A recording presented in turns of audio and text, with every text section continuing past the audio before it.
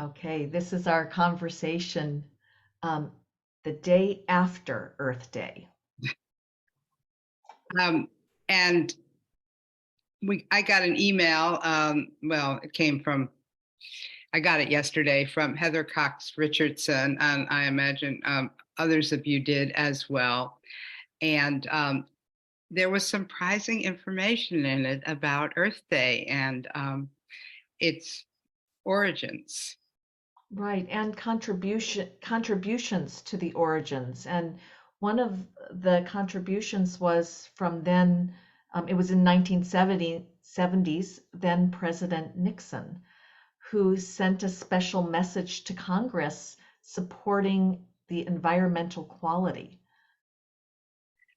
And he wrote, "We have too casually and too long abused our natural environment.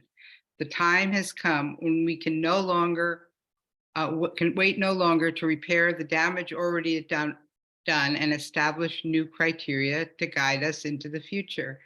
Well, let's see. That was over 50 years ago, huh?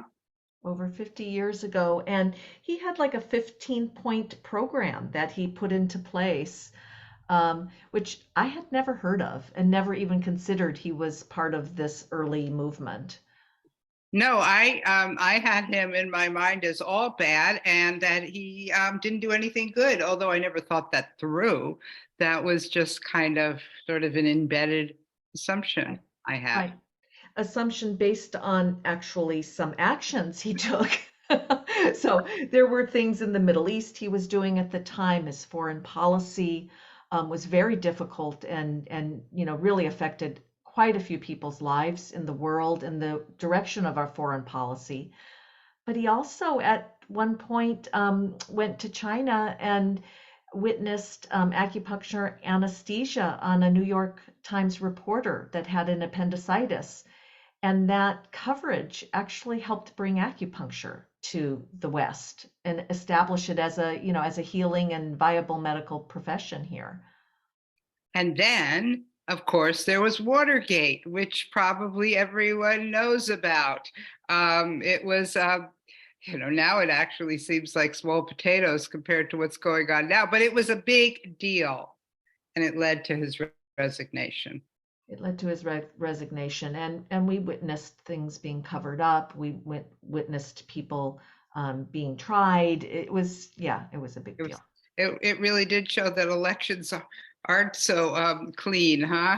Yeah, yeah, and it got the name Tricky, right? Tricky Tricky Dicky. Dicky, that's what I remember. Tricky Dicky, and I'm sure he was pretty tricky. Yeah, yeah, you have to be to get that far in the presidential um uh oh gosh, to go to try to make it to be president anyway. Oh Okay. yeah, yeah, yeah. The politics that gets you to the top, you have to be pretty tricky. But he got a special name about being tricky. Yeah. Um, so the thing that's the Dharma point, we're not really here to talk current events. We're here to talk Dharma. And the Dharma point that we're really getting at is how easy or maybe natural or just like, yeah, the going with the stream rather than against the stream is to see people as all good or all bad, to really elevate them or to really, really demote them. And as we know, cognitively, we are all mixed bags. Turns out, including Richard Nixon. Right, right. And it's easier to see this now that it's so much in the past. It's harder to see that in current events. It's much more difficult to take this mixed bag approach, which I would actually look at as conditionality, that each person is made up of different conditions. There's dominant conditions, there's supporting conditions, there's ignorance. There's so much going on within one human being, and it's hard to hold that. It's really difficult to hold that in certain cases. And can you imagine the conditions? Well, no, let me put it this way. I cannot imagine the conditions that a president of the United States is, functioning under, all the different forces, all the different conditions. Right, and the speculation about those conditions. We spend hours talking about what possibly could be around some of those conditions. It's really such a um, I would say, mysterious process, and yet there's lots of things that are known about it, about that office and the way our government works. But partly, Nellie, I think in bringing up the topic is that it's harder to look at a person or a system as a mixed bag when there's a lack of accountability. Mhm. That really solidifies something within us. And when harm is being done, and when there's clear evidence of harm being done, Yeah, yeah, that harm actually necessarily, or in a good way, calls our attention. We need to look over there. However, that's, as we see with Nixon, not all that was going on. right, right, right. So we're coming back to the Dharma teaching around this, how we're looking at it within the view of conditionality within that lens, and we're really trying to get at um, the need to take responsibility for our actions while understanding the conditions that lead us to act in certain ways, Mhm. and that we can't control all of that. That's a really tricky situation. Right, and we're really back to ethics, aren't we? I mean, Hmm. that's really what we're talking Hmm. about, which of course is the bedrock of Buddhism, that it's how to find a more ethical path through our lives.